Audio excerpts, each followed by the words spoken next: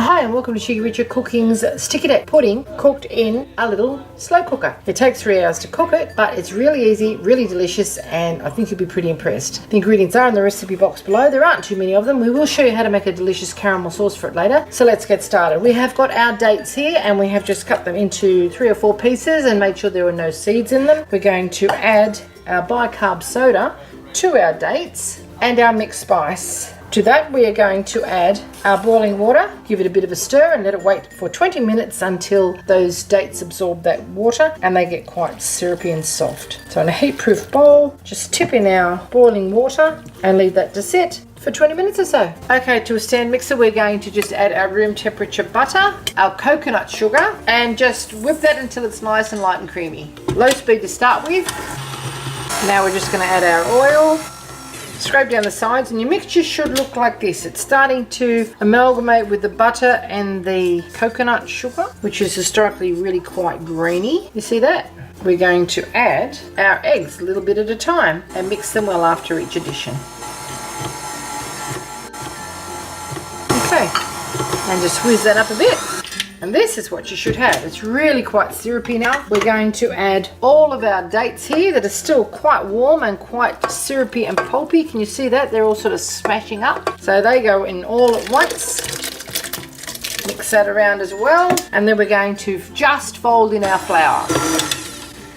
Okay, take that out. Now we're using a small slow cooker, the one that we reviewed just recently, and we're going to cook this for 3 hours on low function. So you see this, it's almost like a syrup now. It's in with our flour all at once and just fold that through until it's just incorporated.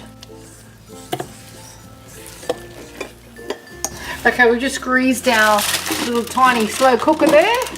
And we've got some baking paper. We're going to line it with baking paper, and this is going to make it very easy to get out. But if you try and put that in there, it's not going to behave very well. So scrunch it all up so it makes it look like a second hand. And then when you open it out, it will hold its shape in the slow cooker for when you pour the pudding in. And this is going to make it a lot easier to lift the pudding out. Okay. And this is our pudding batter here. You can see it's just combined. So we're going to pour that into the center here. Put the lid on and cook it for 3 hours. Okay, lid on and set your timer for 3 hours. Okay, our pudding's nearly done. To do our caramel sauce, we are going to melt our butter just in a saucepan with our coconut sugar, our maple syrup, and a little Himalayan pink salt. Now we need to heat this until it is completely dissolved and then cook it for about 5 to 10 minutes, just until it thickens slightly. Pour this over our gorgeous pudding with some ice cream, some cream or some yogurt. Okay, this is nicely melted now. We're just going to turn it down so that it doesn't boil over and cook it until it just lightly thickens. We'll evaporate some of the moisture out of there and it'll be absolutely delicious. You keep this in the jar in the fridge for a week to 10 days and have it with lots of stuff. Pancake, waffle, ice cream, yogurt, drizzled over any sort of pudding, or even some grilled fresh tropical fruit would be delicious. It's incredibly hot, so be careful it doesn't spatter all over you because that won't be very pleasant. Now we're just starting to achieve the consistency that we're after. It will actually thicken a little more on standing, but look at the rich, thick sauce that's going to be drizzled all over our gorgeous pudding. Time to turn that off. Okay, as promised, when it's cooler, it's still really hot.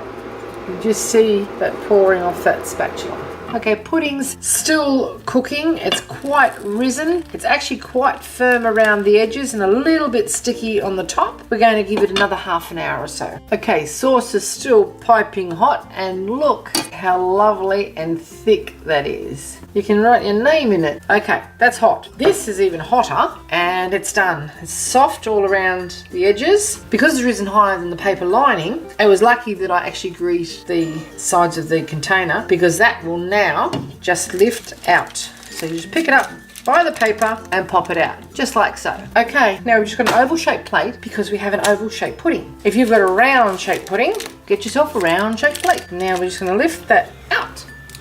I turn it off and that'll just need wiping out a little later on. And this is what you should have. Pull it off the sides. It hasn't stuck at all. Just check that out. It's like massive and really soft and light. Okay, we're going to have this with some cream and our sauce because I haven't got any ice cream at the moment. Richo ate it all. Okay, so we've got some cream. We've got our pudding here and we have our delicious sauce. Righty-o, now we're just going to have a slice of this now and show you what it looks like. It's very, very hot. Straight out of the... It's not cutting very well because it's very, very hot. But look how moist and sticky that is. Let's get some of that. Check that out. Right, into a plate with a dollop of cream on top and a drizzle of our gorgeousy, gorgeousy sauce, which is incredibly sweet, by the way. Now, tell me that doesn't look absolutely delicious. Slow cooker, sticky date pudding with caramel sauce. Have a little taste, shall we? Oh.